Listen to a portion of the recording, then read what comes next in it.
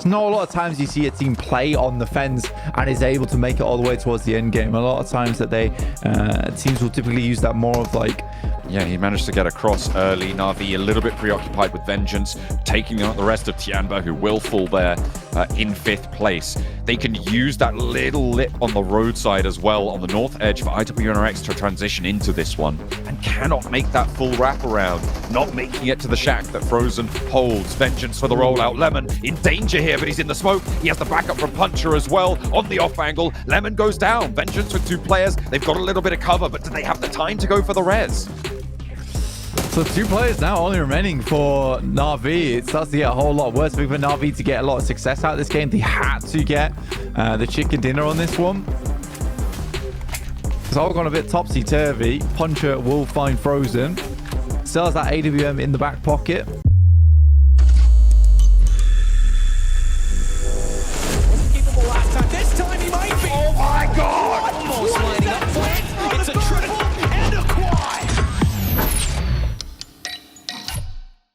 To allow them to escape from what should be an easy spray down location. Sure, you're more preoccupied with IWNX, but they're not pushing to you yet. And Vengeance cause trouble. They take down Lemon. Flip it. Nobody goes down to it. The forward position, the center of the circle, currently belongs to IWNRX. And now Na'Vi with 2 looking to light up Vengeance finally. Noise does go down. And that's a good opener. But what more can they find? Yamak finds Zedwolf on a knock, and now this is one hell of a rollout from 6. The loot crate just keeping him safe. He's dancing around it, steps out wide, and 6 is already cooking. So he steps out safe on the angle, but finally connects. Now it's all up to Sway in a 1v2. Could put 17 elims on the board. Moves back to the tree. Wants the res onto Zedwolf. No. Goes for the fight, but there's 2 angles to worry about. Around the side of the box. Needs to be careful. The blue zone's there, but it's not enough. Na'Vi take the chicken dinner, but IWNRX give them a run for their money. Vengeance actually made a very slick rotate to get ahead of Nick Viganity. It was a bit of a gamble over on that northwest compound, but they had enough time to get the scouting done. Falak attempts to leave. Takes down the last player from Vengeance, and there goes Ralph. So we're down to 2 teams remaining. Falak finally falls, and I feel like that was a long time coming. Far too bold for my liking. Another lineup for Puncher, and here's where they can start to fight back. 3 elims on the tally, and they're looking for a second knock as well. 2 players down on ASI8, and it's only the 2 on the outside left. Yeah, I mean, for ASIA, that was an unbelievable play from Falak, and the fact that he's able to pick up Ralph from Nick Galaxy is just hilarious to me as he cosplays as one of Na'Vi's teammates. IQ moving forward, just maybe trying to look for this final knock here and flush. Now just UZM left remaining. Could be a decent nade towards the back lines, but highly doubt it. And that is Na'Vi take themselves a win on the game, which they could be happy with, but they have not caught up during this game. IWNX will get rid of that player who has been so annoying for so long for them playing on that south side. Na'Vi moves up with Lemon. Flower in the front line, but a fantastic shot with the pump action will take down Flower, and Na'Vi might have just cleared out the most dangerous threat to them on this northwest. Can they regroup though in time? Can they get rid of Triple S and get back on the road, back into their compound? Because the Falcons are moving into the vacuum, and they might have just gotten ahead of this. Nav goes low, but the nade doesn't fully connect. Puncher with the spray through the smoke doesn't connect either, but spots him. No.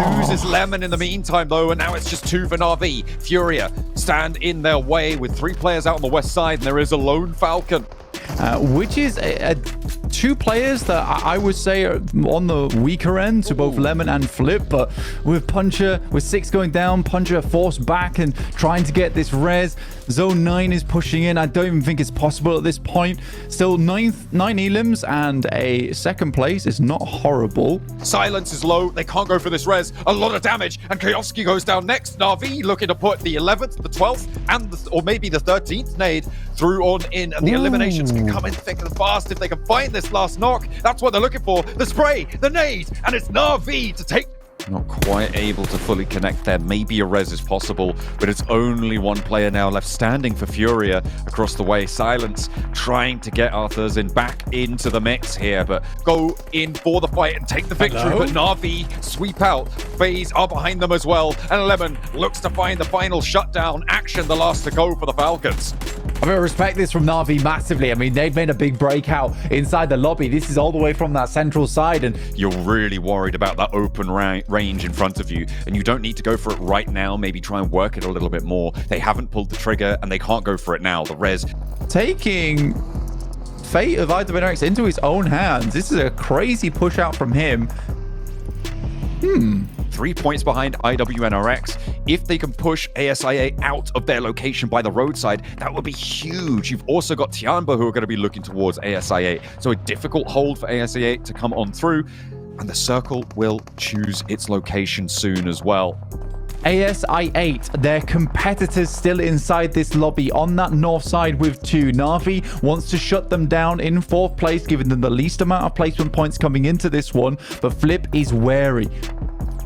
SA8 may be able to jump up as well, but Falcons there as well in the middle. Action Speed surviving for such a long time. Remember the engagement with Na'Vi, and ASA8 spotted. 1-for-1 trade though as IQ out towards the blue zone. Leaves Na'Vi now on 3 active. Reduce 1 sightline for the res, and that might give IHC an opening. So you take the time to navigate this ridge side now, but the spray downs there with Yol for 6 give them exactly what they're looking for. It's too aggressive coming through from Zjol. I mean, with another high placing for them though, which is important for their chance in this tournament of Group Green, but unreal shots coming through from 6. And Na'Vi make their bid in towards the top 3. TJB sweating right now as it's only Godless to stand between Na'Vi and a big chicken dinner. May be able to get all the points they need. 2 more yet to be racked up here as Godless moves on into the smoke. 15 eliminations, let's put a 16th up there. And EMEA looks to make their statement here in Group Red. What a close down elation for Na'Vi.